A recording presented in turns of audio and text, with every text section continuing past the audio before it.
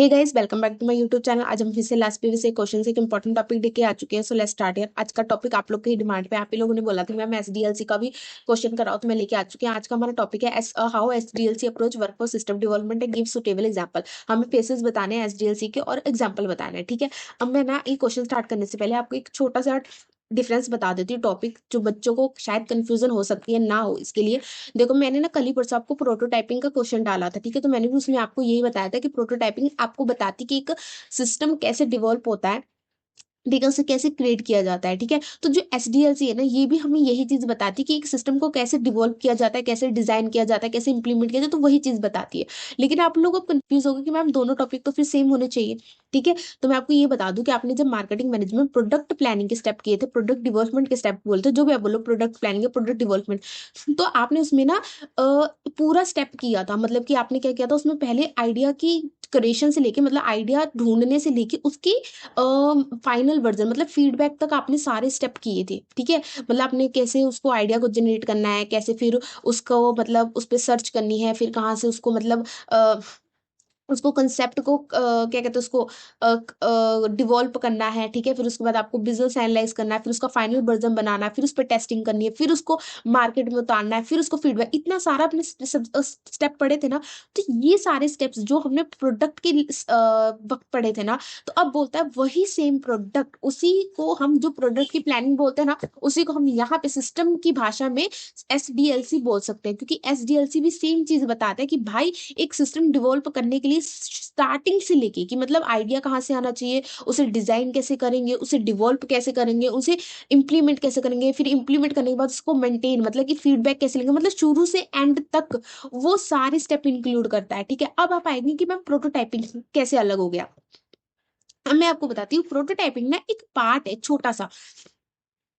आप जब product planning का पार्ट कर रहे थे, तब आपने उसकी जब स्टेप किए, तब आपने एक पॉइंट किया होगा, जब आपने मतलब क्या कहते हैं उसको स्क्रीनिंग कर ली होगी कॉन्सेप्ट की, तो आपका आया था ना कि कॉन्सेप्ट डेवलपमेंट करो और टेस्टिंग करो। मतलब कि जो आपका कॉन्सेप्ट है उसको डेवलप करो, फिर उसको टेस्ट भी करके देखो कि वो सही है कि नहीं। तो आप उसमें प्रोटोटाइपिंग बनाते थे, देखते थे कि कैसा बनता है, राइट, ऐसे ही करते थे ना। तो वो क्या बोलता है कि भाई वही एक पार्ट था, ठीक है। तो सिस्टम में भी वैसा एक पार्ट आता है कि एक छोटा सा वर्जन बनाते हो, देखते हो कि भाई वो कैसे काम करता है, कि कैसे नहीं कर सकता। तो वो सिर्फ एक पार्ट है एसडीएलसी का। तो उन्होंने वही एक आपको पॉइंट, एक छोटा सा पार्ट आपको 60 मार्क्स में डाल दिया था, तो उसको लेंथ करना तो हमने उसमें भी ऐसे इंक्लूड कर दिया कि वो वर्क कैसे करेगा। सेम तो वैसे ही है, इसमें आप फाइनल बना रहे हो, उसमें आप फाइनल नहीं बनाते थे, ठीक है। तो इसमें कंफ्यूज नहीं होना कि ये दोनों मैम सेम होने चाहिए थे। मैं बता रही हूँ ये दोनों अलग है। काफी बार वो लोग पूछ भी लेते हैं कि एसडीएलसी या प्रोटोटाइपिंग का डिफरेंस बताओ, तो आपको पता होना चाहिए कि वो सिर्फ इसका एक छोटा सा पार्ट है, इसलिए वो 60 मार्क्स में डाल दिया। तो वो सिर्फ हमें फाइनल वर्जन से पहले हम एक बनाते हैं देखने के लिए कि भाई वो कैसा दिखेगा, उसका यूज कैसे होगा, उसको टेस्ट करने के लिए हम एक बनाते हैं, ठीक है। सिस्टम में हम उसे ब्लूप्रिंट बोलते हैं, ठीक है, कि सिस्टम में ब्लूप्रिंट क्रिएट कर लिया, ठीक है। तो ये ऐसे है, दोनों ही सिस्टम डेवलपमेंट करने में ही हेल्प करते हैं, ठीक है। तो इसीलिए हम बोलते हैं कि सिस्टम डेवलप कैसे करना है, ये दोनों बताते हैं। तो कंफ्यूज नहीं होना। आई होप अब आपको क्लियर हो गया होगा। अब हम आगे पढ़ते हैं, ठीक है। फर्स्ट हमारे पास इंट्रोडक्शन। इंट्रोडक्शन में क्या बोलता है, system development life cycle is a structure and systematic approach use for developing information system. ये बोलता है जो एसडीएलसी है ना, वो एक स्ट्रक्चर है, मतलब कि वो फिक्स स्ट्रक्चर है, और आपको एक सिस्टमेटिक, मतलब कि स्टेप बाय स्टेप एक अप्रोच बताता है कि भाई एक इंफॉर्मेशन सिस्टम कैसे डेवलप होती है। ये बोलता है provide step by step framework that help organisation plan, design, develop, implement and maintain an information system in control and efficient manner. ये बोलता है कि ये ऑर्गेनाइजेशन को हेल्प करता है कि भाई कि कैसे एक प्लान, कैसे आप एक सिस्टम को क्या कहते हैं उसको, इंफॉर्मेशन सिस्टम को प्लान कर सकते हो, डिजाइन कर सकते हो, डेवलप कर सकते हो, इंप्लीमेंट कर सकते हो, मेंटेन कर सकते हो। हर एक चीज स्टेप बाय स्टेप बताता है, मतलब एक सीक्वेंस में बताता है। देखो, अगर आपने पहले प्लान कर लिया, फिर आप कैसे पहले इंप्लीमेंट ही कर लोगे, नहीं। वो बोलता है कि उसने एक पूरा एक स्टेप बाय स्टेप फ्रेमवर्क किया कि आपको, आप किसी भी स्टेप को छोड़ नहीं सकते, आपको हर एक स्टेप फॉलो करना है, ठीक है। आगे क्या बोलता है, the SDLC approach ensure that the system are devolve within the budget on time according to the user requirement. ये बोलता है, ये इंश्योर कर देता है कि जो आप सिस्टम को डिवॉल्व कर रहे हो ना, वो बजट के बीच में बने, मतलब आपका बजट क्रॉस ना करे, टाइम पे बन जाए, ठीक है, और आपकी रिक्वायरमेंट की अकॉर्डिंग ही तैयार हो। ठीक है, आगे क्या आगे, अब आगे मीनिंग ऑफ एसडीएलसी। एसडीएलसी का मीनिंग क्या है? SDLC is a logical sequence of activity used to develop a information system from initial idea to final implementation and maintenance. बोलता है एसडीएलसी ना एक लॉजिकल एक सीक्वेंस ऑफ एक्टिविटी है। ये ऐसे नहीं बोलता कि इसने सिर्फ आपको डिवेलप करने का या आइडिया क्रिएट करने तक ही बता दिया, नहीं। ये बोलता है कि पूरी एक सारी एक्टिविटीज का सीक्वेंस है, चाहे वो आइडिया से लेके आइडिया की जनरेशन से लेके या इनिशियल आइडिया से फर्स्ट आइडिया से लेके उसकी इम्प्लीमेशन तक के प्रोसेस को बताता है पूरा। ठीक है, वो कहीं छोड़ता नहीं है।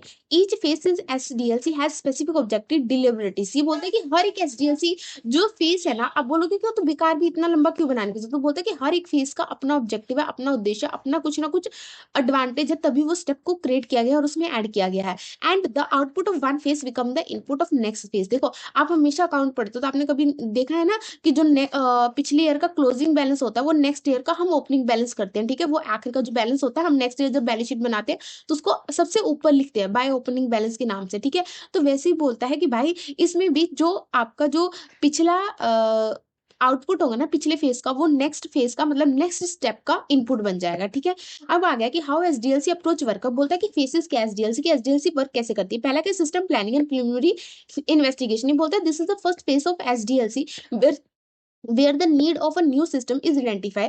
ये बोलता है कि ये पहला फेज है जहां पे एक जो जहाँ पे आपको नीड होती है, मतलब जहाँ पे आपको जरूरत महसूस होती है कि भाई अब न्यू सिस्टम की ना जरूरत पड़ गई है। ठीक है, कोई भी रीजन हो सकता है कि आप आइडेंटिफाई कर लेते हो कि भाई अब न्यू सिस्टम लाने की जरूरत है। ठीक है, आगे क्या बोलता है, management examine exiting problem system limitation and opportunity for improvement. ठीक है, इस ये कैसे पता लग सकती है, जैसे कि अब देखो, अब आपने बोला कि हमें जरूरत पता लगती है, जरूरत कैसे पता लग सकती है, क्योंकि मैनेजमेंट को अब एग्जिटिंग प्रॉब्लम पता लग गई, जो उसके पास सिस्टम था वो जब अब जो प्रॉब्लम आ रही है ना मॉडर्न प्रॉब्लम, उसको सॉल्व ही नहीं कर पा रहा है। ठीक है, सिस्टम लिमिटेशन, जो पहले का सिस्टम काम कर रहा था अब उसकी बहुत सारी लिमिटेशंस आ गई है। ठीक है, अपॉर्चुनिटी फॉर इम्प्रूव, शायद वो इंप्रूव करना चाह रहा है, एक्सपेंड करना चाह रहा है, तो उसके लिए उसको सिस्टम की जरूरत पड़ सकती है। नहीं, flexibility study are conducted to decide whether the project should be undertaken. मतलब कि कुछ स्टडीज भी की जाती है जैसे कि टेक्निकल, इकोनॉमिक, ऑपरेशन, लीगल की, ये देखने के लिए क्या सच में प्रोजेक्ट को हमें न्यू प्रोजेक्ट को बनाना चाहिए या नहीं बनाना चाहिए। मतलब कि हम ये भी देखते हैं कि जैसे अब सिस्टम की आइडेंटिफाई तो कर ली, अब हमें सिस्टम आइडेंटिफाई क्यों चाहिए, मतलब सिस्टम की हमें नीड क्यों चाहिए। हमें पता लग गया कि भाई एग्जिटिंग प्रॉब्लम को सॉल्व नहीं कर पा रहा पुराना सिस्टम, उसकी लिमिटेशन बहुत हो गई, लेकिन काफी बार ऐसा होता है कि हमें उस पर स्टडी भी करनी पड़ती है कि भाई क्या क्या न्यू सिस्टम लाना हमारी ये सब चीजों को सॉल्व कर पाएगा। तो उसके लिए बोलता है कि कुछ स्टडी भी करनी पड़ती है, फ्लेक्सिबल स्टडी करती है, उससे हमें पता लगता है कि हमें एक्चुअल में अब लाना चाहिए कि हमें ये आइडिया यहीं पे ड्रॉप कर देना चाहिए। ठीक है, आगे क्या बोलता है कि सिस्टम एनालिसिस। ये बोलता है in this phase detailed analysis of the existing system is carried out. System analyse study user requirement, data flow, processing method and information need. The objective is to clearly define what the system should do and without deciding how it will be built. अब देखो, आपने आपने decide तो कर लिया कि भाई अब आपको न्यू सिस्टम लाना ही लाना है, वो आपकी सारी प्रॉब्लम जो पुरानी सिस्टम नहीं सॉल्व कर पा रहा था अब न्यू सिस्टम करेगा। ठीक है, अब दूसरा स्टेप क्या है कि अब आपको ये देखना है, आपको डिटेल एनालाइज करनी है, मतलब कि आपको पूरी क्या कहते हैं उसको डिटेल्ड एनालाइज करना है, किसको, एग्जिटिंग सिस्टम को जो कैरिड आउट हो रहा था। ठीक है, अब एग्जिटिंग सिस्टम, आप बोलोगे मैम तो न्यू सिस्टम बना रहे हो तो मैं एग्जिटिंग सिस्टम का ही क्यों डिटेल एनालाइज करना है। देखो, आप क्यों न्यू सिस्टम लगा रहे हो, इसीलिए ला रहे हो ना क्योंकि जो पुराना सिस्टम है वो आपकी प्रॉब्लम सॉल्व नहीं कर पा रहा, उसकी लिमिटेशन ज्यादा। आफ्टर ऑल जब उन्हीं सब चीजों को इंप्रूव करके आप न्यू सिस्टम बनाओगे ना। ठीक है ना, अब जैसे कि अब देखो, अब जैसे देखो अभी आपके क्या कहते हैं उसको ऑटोस जो चलते हैं ऑटोस। ठीक है, अब देखो उसमें पेट्रोल पड़ रहा था, पेट्रोल का खर्चा बढ़ रहा था तो लोग अफोर्ड नहीं कर पा रहे थे, किराया बढ़ रहा था। अब जब लोगों ने अब जब लोगों ने जिसने ई रिक्शा बनाई है उसने क्या ऐसे बना दी, नहीं, उसने देखा भाई कि जो पेट्रोल वाले ऑटो थे उसमें पेट्रोल का खर्चा ज्यादा था तो हमें पेट्रोल का यूज नहीं करना, इसलिए उसने इलेक्ट्रिसिटी का यूज किया। ठीक है, उसने देखा भाई वो तो बहुत भारी हो जाते हैं तो उसने हल्के में बनाने की कोशिश की, मतलब कि जो पुराने में खामियां था उसने उसको सुधार के नए में किया। तो वही बोलते हैं कि पहले एग्जिटिंग सिस्टम की एनालाइज करो कि देखो उसमें क्या क्या था, मतलब कि उसमें कौन सी यूजर की रिक्वायरमेंट चाहिए थी, कैसा उसका डाटा फ्लो होना चाहिए था, क्या उसका प्रोसेसिंग इंफॉर्मेशन क्या क्या होनी चाहिए थी। तो वो आप वो सब चीजें न्यू सिस्टम में करोगे, चेंज करोगे या बनाओगे, ठीक है। तो उसका उद्देश्य सिंपल था कि हमें ये पता होना चाहिए कि सिस्टम क्या करेगा, ठीक है, what the system should do. अगर आपको यही नहीं पता कि सिस्टम क्या करना चाहिए, उसका काम क्या है, तो आप एक सिस्टम बनाओगे कैसे, ठीक है। अब जैसे अमेजोन है, अमेजोन को पता है ना कि उसको मालूम है कि भाई उसको उसे अमेजोन ऐप से सेल करनी है और परचेज करनी है, मतलब डिलीवरी भी गुड करनी है। अगर उसको यही नहीं पता होगा कि उसको क्या करना है, तो वो क्या डिवोल्व कर रहा है, खाक डिवोल्व कर रहा है वो, तो फिर पता नहीं कोई स्टडी वाला ऐप डिवोल्व कर देगा, सेलिंग परचेजिंग वाला करेगा ही नहीं, ठीक है। तो ऐसे बोलते हैं कि पहले आपको पता होना चाहिए कि सिस्टम को परफॉर्म क्या करना है, ठीक है।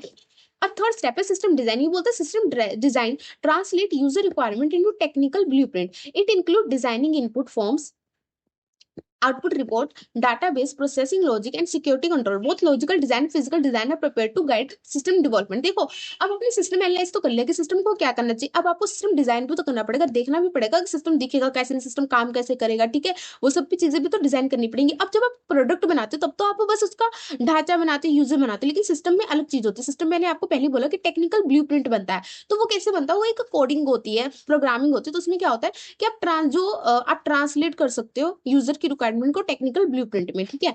अब ये क्या बोलता है, इसमें क्या क्या चीजें इंक्लूड हो सकती है, आप क्या क्या चीजों को टेक्निकल ब्लूप्रिंट में ट्रांसफर करोगे, जैसे कि इनपुट फॉर्म, क्या चीज उसके अंदर जाएगी, आउटपुट रिपोर्ट वो क्या देगा हमें, डाटाबेस कहाँ वो स्टोर करके रखेगा डाटा को, ठीक है, सिक्योरिटी कंट्रोल की वो सिक्योर रहे डाटा, ठीक है। ये सब चीजें इंक्लूड होती है। ये बोलता है कि बोथ लॉजिकल डिजाइन और physical design are prepared to guide system development, मतलब कि दोनों ही डिजाइन बहुत जरूरी है, इसमें ध्यान में रखना, ठीक है।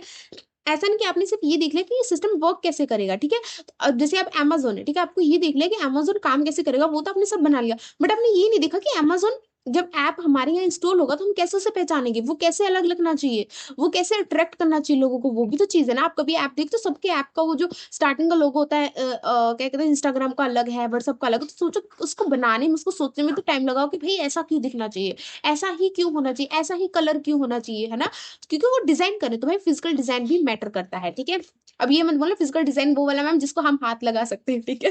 वो वाला नहीं, मतलब वो जो देखने में हम बाहर से स्ट्रक्चर देखते हैं वो वाला, ठीक है। फिर सिस्टम के भी होते हैं, नहीं तो आप सिस्टम पहचानोगे कैसे, आप पहचानोगे कैसे वर्ड कौन सा है, व्हाट्सअप कौन सा है, यूट्यूब कैसा है, सबके अपना अपना स्ट्रक्चर है फिजिकल, तभी वो देखने में हमें ऐसा लगता है ना अलग अलग।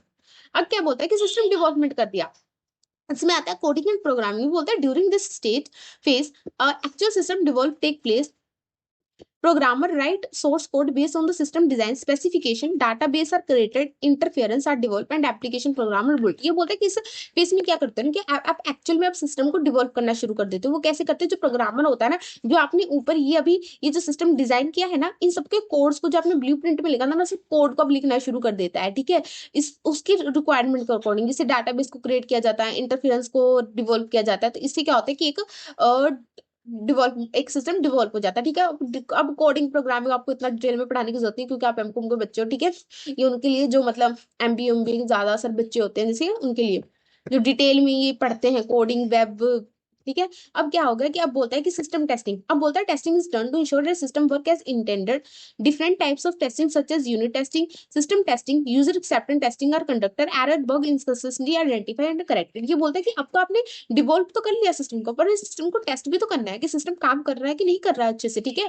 अब वो कैसे बोलता है कि आप सिस्टम को टेस्ट भी करोगे कि सिस्टम काम कर रहा है कि नहीं, जैसे कि आप क्या कर सकते हैं, यूनिट टेस्टिंग कर सकते हो। मतलब यूनिट टेस्टिंग का मतलब हो सकता है कि सिस्टम का एक कोई पार्ट ले लिया और उसको ही टेस्ट कर लिया, जैसे कि अब देखो अमेजोन है, ठीक है। अमेजोन, अब अमेजोन है, ठीक है। अब अमेजोन को अब अगर आप देखोगे तो भाई देखो उसमें क्या करती है कि उसमें क्या क्या काम होते हैं, वो परचेज काम करती है, सेल का भी काम करती है मेरे ख्याल से, ठीक है। वो आपका वो जो रिकॉर्ड होता है वो भी रखती है, स्टॉक को भी मेंटेन करती है। आपने सिर्फ क्या किया, आपने सिर्फ उसका क्या कहते हैं स्टॉक वाला पॉइंट उठाया, बस उसकी ही टेस्टिंग की कि भाई वो स्टॉक सही से मेंटेन कर रहा है कि नहीं कर रहा, मतलब यूनिट का छोटा सा, ठीक है। अब हाँ मेरे को गाइस प्लीज कोई ये मत बोला कि मैम, कोई ढूंढ के मत बोला कि मैम अमेजोन तो शायद सिस्टम में आता ही ना हो, ठीक है। तो मैं सिर्फ एग्जाम्पल के बोल रही हूँ, अब मेरे को भी पता नहीं कि अमेजोन एक्चुअल में सिस्टम का पार्ट है कि नहीं, कि एग्जाम्पल है कि वो सॉफ्टवेयर है, मेरे को इतना पता, बट एग्जाम्पल के लिए मैं बता रही हूँ, ठीक है। सिस्टम टेस्टिंग की मतलब कि पूरे सिस्टम को ही चला के देख लेना, पूरे अमेजोन को ऐप को चला के देख लेना कि वो सही से काम कर रहा है। User acceptance testings are conducted, ठीक है, कि यूजर्स को दे दिया टेस्ट करने के लिए कि यूजर अपनी टेस्ट करेगा, उनको पसंद आ रहा है कि नहीं आ रहा है, ठीक है। Error bug and inconsistency are identify corrected, मतलब कि एरर कोई एरर तो नहीं है। बग्स ना ऐसे होते हैं काफी, स्क्रीन नहीं चलती या कुछ इनकंसिस्टेंसी आ जाती है, इनकंसिस्टेंसी वही वर्ड आ गया कि भाई मतलब आपको प्रॉब्लम हो रही है चलाने में, ठीक है। तो ये सब चीजें आइडेंटिफाई की जाती है, फिर उसको करेक्ट भी कर दिया जाता है, ठीक है। फिर उसके बाद आता है सिस्टम इंप्लीमेशन। ये बोलता है in this phase the new system is installed and made operational Data is converted from the old system to the new system. Users are trained and the system is developed. Implementation may be done through direct changeover, parallel running, pilot system and phase conversion. ये बोलते हैं कि इस system में क्या होता है कि अब आपने ये तो देख लिया कि आपका सिस्टम टेस्ट हो गया कि सही काम कर रहा है, अब आपको इसे इंप्लीमेंट करना। अब कैसे होगा कि अब न्यू सिस्टम को इंस्टॉल करेंगे लोग, ठीक है, उसको चलाना शुरू करेंगे। अब ये कैसे हो सकता है, या तो आप ओल्ड सिस्टम को न्यू सिस्टम से सीधा चेंज कर दो, ठीक है, या तो आप उसे अपडेट कर दो, या तो यूजर्स को ट्रेन कर दो, ठीक है। तो ये सब चीजों से आप सिस्टम इंप्लीमेशन कर सकते हो। ये बोलते हैं कि इंप्लीमेशन मे बी डन, ये भी कैसे हो सकता है, जैसे कि डायरेक्ट चेंज हो, बस सीधा ही आपने चेंज कर दिया, ठीक है। और पैरेलल रनिंग मतलब कि पुराना भी चला रहे हो और नया भी चला रहे हो, दोनों साथ में चला रहे हो, ठीक है। फेस्ड कन्वर्जन कि पहले आपने कोई एक फेस्ट को कन्वर्ट कर दिया, फिर दूसरा फेस्ट कन्वर्ट कर दिया, मतलब धीरे धीरे कन्वर्जन करना, ठीक है। तो 7 क्या है, सिस्टम मेंटेनेंस एंड रिव्यू। बोलता है after implementation the system required regular maintenance. This phase involves correcting error, updating software, improving performance and adapting the system to change business need. Continue review ensure long term system effectiveness. ये बोलते हैं कि अब आपने implement तो कर लिया भाई, अब देखना भी तो पड़ेगा उसका मेंटेनेंस हो रहा है कि नहीं, उसका रिव्यू हो रहा है कि नहीं, कि भाई वो आगे कोई प्रॉब्लम तो नहीं क्रिएट कर रहा है।